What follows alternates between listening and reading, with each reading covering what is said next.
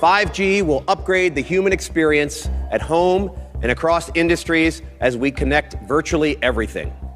By 2020, analysts estimate that there will be more than 20 billion installed IoT devices around the world, generating massive amounts of data. With access to this kind of information, industries of all kinds will be able to reach new levels of efficiency as they add products, services, and capabilities.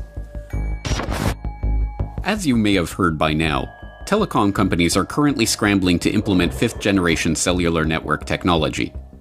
Dubbed 5G, these networks will make use of millimeter-length electromagnetic waves, also dubbed extremely high-frequency or EHF radiation, to transmit information faster than ever before. 5G networks promise to deliver data 100 times faster than the existing 4G networks, and reduce latency as much as 98%. The promise of 5G was promoted by Tom Wheeler, then chair of the Federal Communications Commission, when he made a presentation on the US government's vision for the rollout of 5G in America in 2017. Yes, 5G will connect the Internet of everything. If something can be connected, it will be connected in a 5G world. But with the predictions of hundreds of billions of microchips connected in products from pill bottles to plant waterers, you can be sure of only one thing. The biggest Internet of Things application has yet to be imagined. Here's the key. The interconnected world that we live in today is the result of decisions made a decade ago.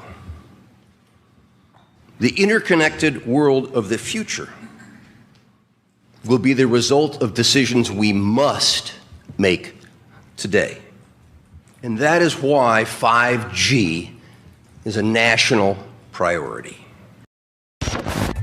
But after the initial surge of hype that surrounds any new technology, the dark reality of this new 5G-connected Internet of Things is starting to come to light. The most immediately apparent aspect of this dark reality is the danger to human health that the 5G network's ubiquitous and powerful transmitters present. As an increasing body of research shows, the harmful effects of electromagnetic radiation present in current mobile technologies will be amplified by orders of magnitude in the much more powerful and much denser, extremely high-frequency radiation network that 5G relies on. As retired US government career scientist Dr. Ronald M. Powell noted in his comment to the FCC on the proposed 5G rollout, this technology must be opposed because it would greatly extend FCC's current policy of the mandatory irradiation of the public without adequate prior study of the potential health impact and assurance of safety. It would irradiate everyone, including the most vulnerable to harm from radiofrequency radiation: pregnant women, unborn children, young children, teenagers, men of reproductive age, the elderly, the disabled, and the chronically ill. But another, even more neglected aspect of the 5G dark reality is that in a world where all objects are wired and constantly communicating data to one another through a 5G network, an Internet of Things, in other words, privacy and security would be next to impossible.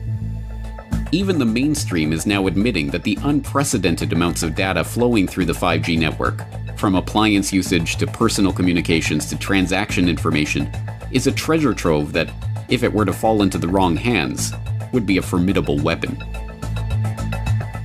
Huawei wants to become a major player in 5G outside of China, but it's facing pressure internationally because of cybersecurity concerns dogging the company. The US is urging its allies to block Huawei from 5G projects in their countries. Maron says China is using mobile technology as a tool for spying, and he's seen the evidence. They are actually using it for massive surveillance against their own population. We looked on the Huawei equipment to the level of every single chip there, and what we found is not very pleasant. This is not a commercial company stuff. This is a kind of nearly a military-grade stuff.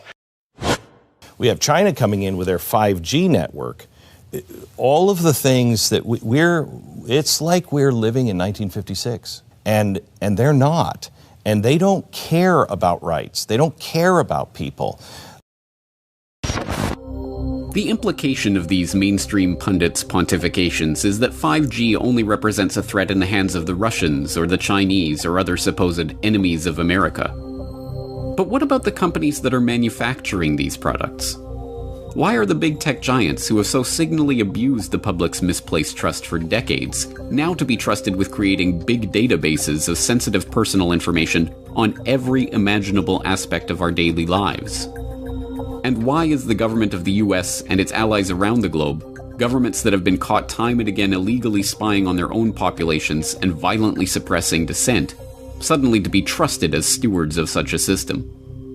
The truth is that the development of 5G networks and the various networked products that they will give rise to in the global smart city infrastructure represents the greatest threat to freedom in the history of humanity. This is the 5G dragnet. You're tuned into the Corbett Report. The vision of the future offered by the proponents of this next-generation cellular technology is one in which every object that you own will be a smart object, communicating data about you, your movements, and your activities in real time via the ultra-fast 5G network. From the grandiose, self-driving cars and remote surgery, to the mundane, garbage cans that let garbage trucks know when they're full, everything around us will be constantly broadcasting information through the Internet of Things if the 5G boosters get their way. But beyond the glossy sci-fi fantasy presented in the slick advertisements for this smart world of the future is a creepy and unsettling glimpse into a technological dystopia. One in which social experiences are shared by strapping VR goggles to your face, and interaction with humans is reduced as much as possible in favor of interaction with machines, gadgets, and personal assistants that are there to cater to your every whim, for a price. And, as some are only now starting to realize, the price that one pays for this world of robotic comfort and convenience is control. Control over our data, control over our security, and control over our lives. We just hooked up the Nest maybe a month ago. Abby Laguidao and Conrado Casala wanted something to keep their family safe, so they installed Nest, a smart home security camera system. What drives me crazy is yesterday was the only day I decided to stay home. He's always here. They never said anything, ever. Yesterday, Abby was alone with her 2 kids when she started hearing voices coming from their Nest. Then they started cussing and saying, "Shut the F up, you N-word." At that point, Abby had figured out that someone had hacked into their security system. Shut the f*** up. She called her partner, Conrado. Somebody is in the Nest and is watching us and is talking to us right now.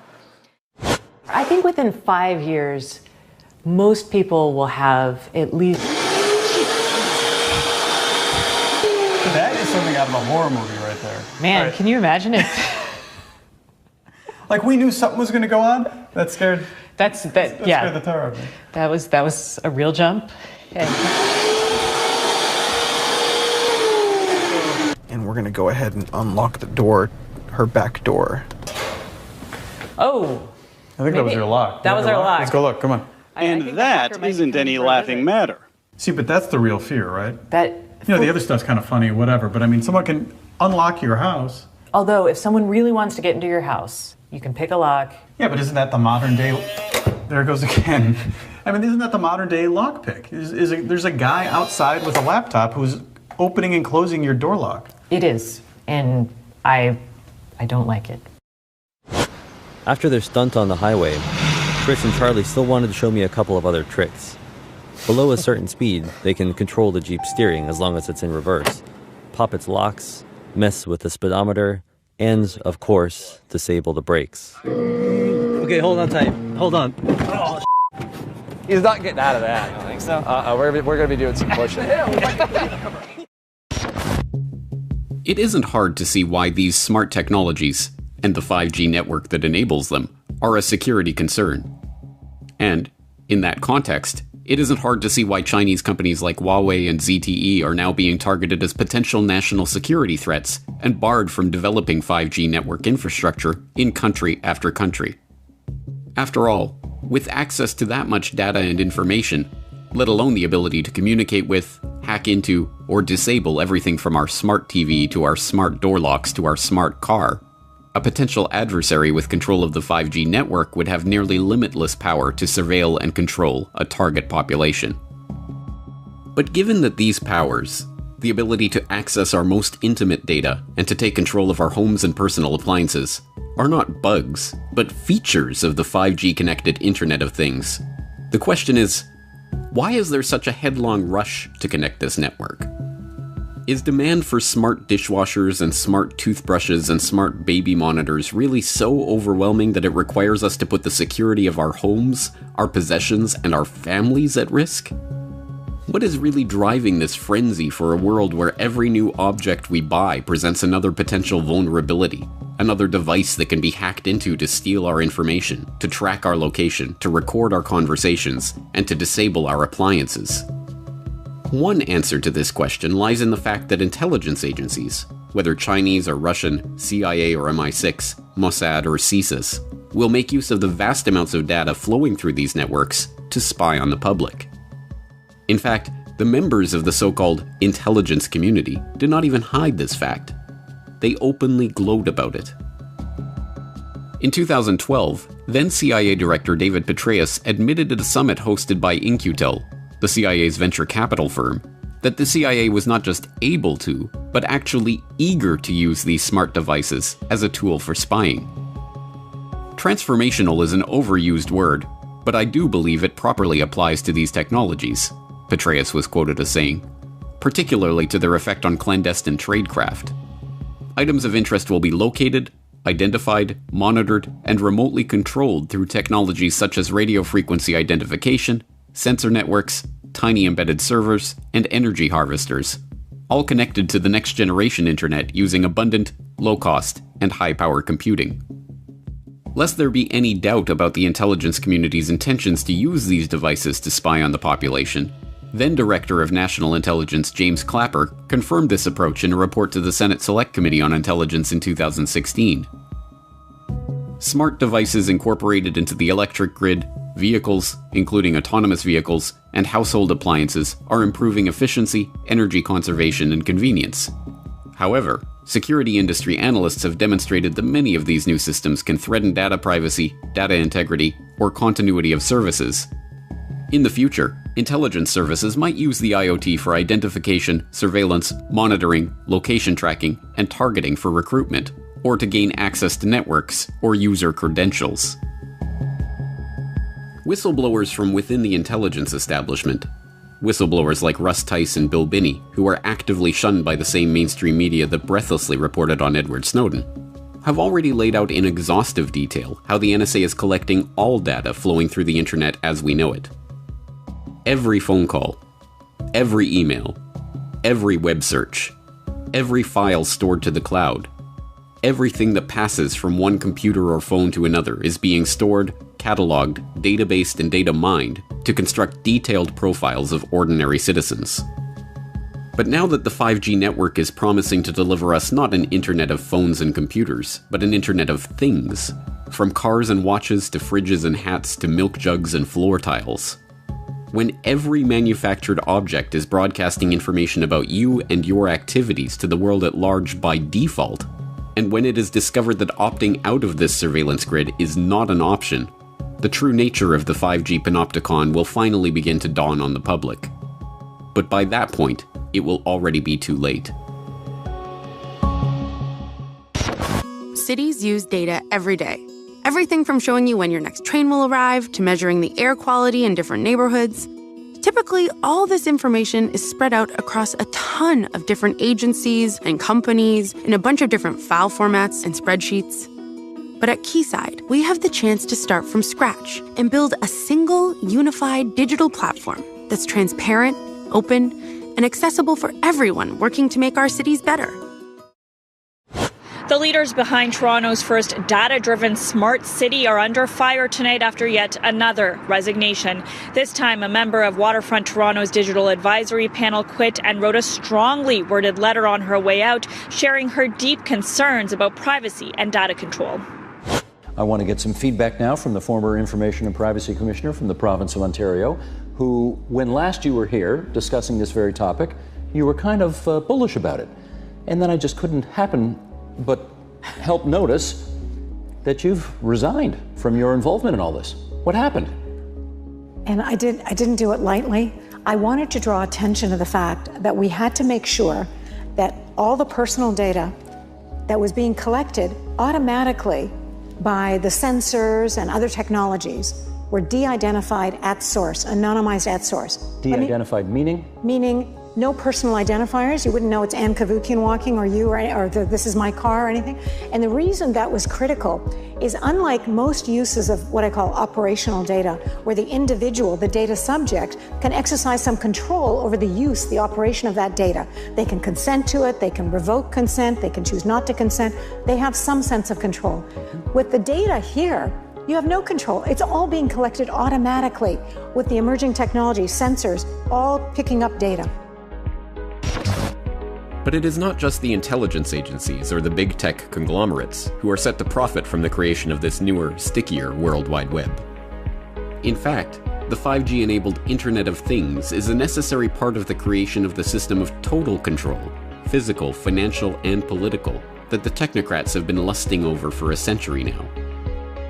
As viewers of Why Big Oil Conquered the World will know by now, the technocrats are adherents to an ideology dubbed technocracy, which holds that all modern-day problems, be they social, economic, or political, can be solved by the scientific engineering of society. In the technocrats' vision, teams of engineers, scientists, economists, and other specialists, if given access to enough data about the world around them, could scientifically balance production and consumption such that inflation, recession, geopolitical conflict, and other sources of strife will be eliminated forever.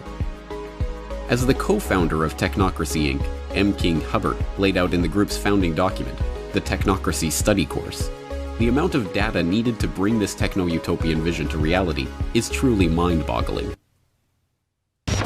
In the Technocracy Study Course, Hubbert, like a good technocrat, laid out the exact conditions that would need to be met for this vision to come to pass. According to him, technocracy would require all energy usage and all consumer spending throughout the nation to be calculated and registered on a continuous and instantaneous basis, a 24/7 inventory of all production and consumption, a complete registry of all products available for sale, where they were produced, how much energy was expended in their production, and where and when they were sold, and finally, a specific registration of the consumption of each individual, plus a record and description of the individual. Hubbert's vision was not just that of a totalitarian society in which every detail of every interaction was recorded and reported to a central authority, but, for the 1930s, the concept of continuously and instantaneously updated registries of every good in the economy was not just audacious, but borderline insane. As unimaginable as a real-time database keeping track of every transaction and every manufactured product in the economy was in the 1930s, that is exactly the world we are looking at as smart meters collect information on smart appliances connected to other smart objects through the Internet of Things. And, crucially, the sheer amount of data being generated in this smart grid and the constant real-time communication required to keep the system functioning would be impossible without the 5G network. 5G is not just a neutral mobile network. It is the backbone for a system of total surveillance which has been written about and worked toward for the better part of a century. The world of the technocrats, the world of the smart grid, and the world of constant real-time surveillance of everything would not be possible without the 5G network that is being installed right now. And, as Josh Del Sol of the Take Back Your Power movement that is organizing resistance to smart meters, 5G networks, and other harmful technologies explains, the world of the technocrats is a world where privacy is a thing of the past.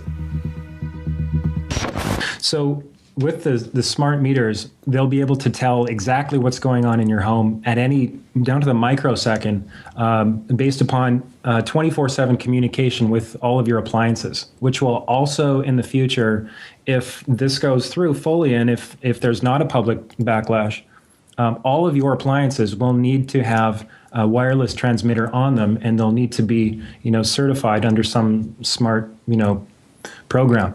So this means that not only, just stepping aside from one moment to the health issue, this means that not only is your smart meter emitting on average of 13,000 microwave pulses per day, but every one of your appliances is going to be doing the same thing because it will be needed to be communicating with the smart meter itself.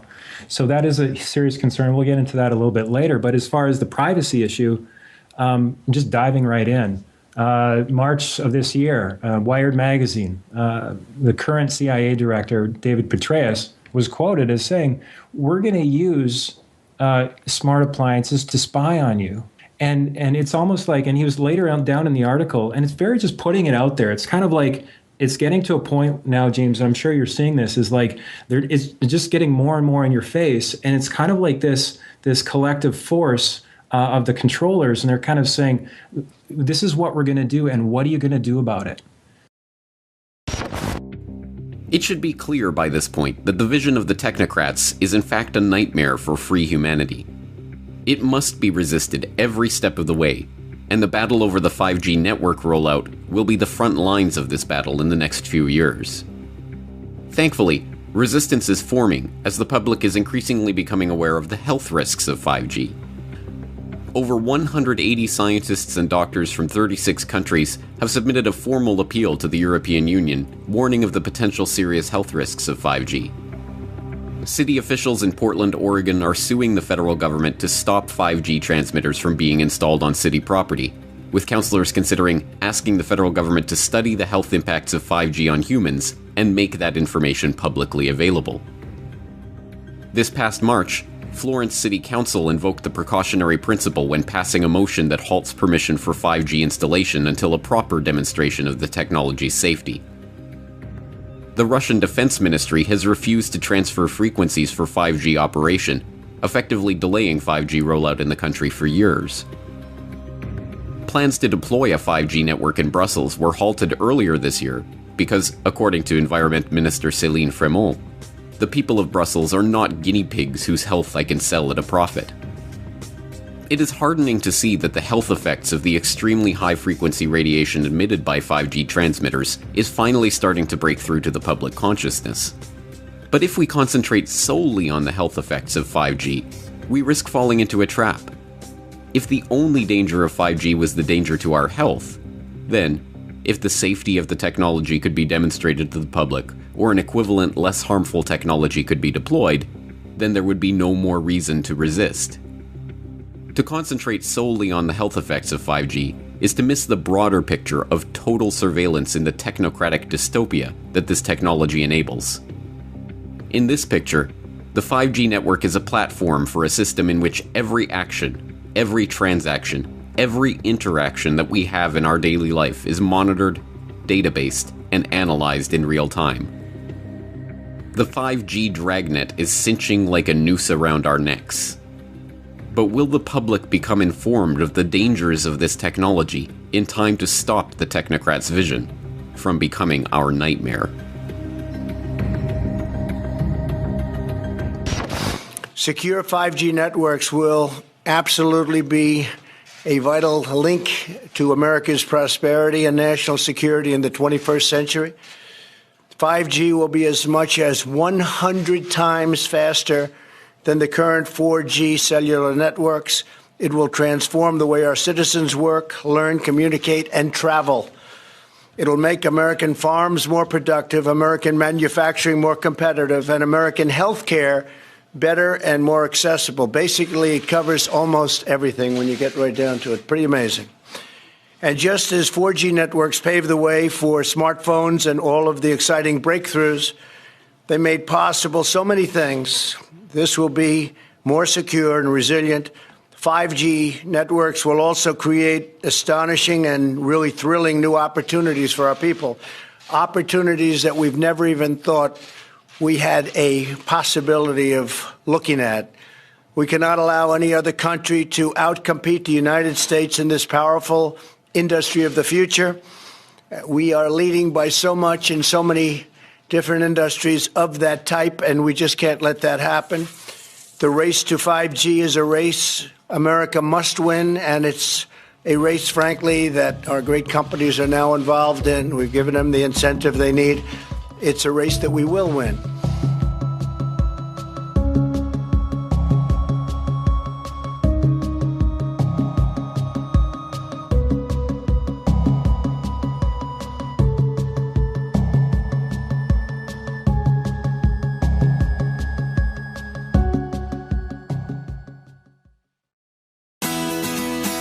The Corbett Report is brought to you by the Corbett Report subscriber, a weekly newsletter featuring James Corbett's International Forecaster editorial, recommended reading and viewing, discounts on Corbett Report DVDs, and once a month, a subscriber-only video. Sign up today to start receiving your copy at corbettreport.com/support.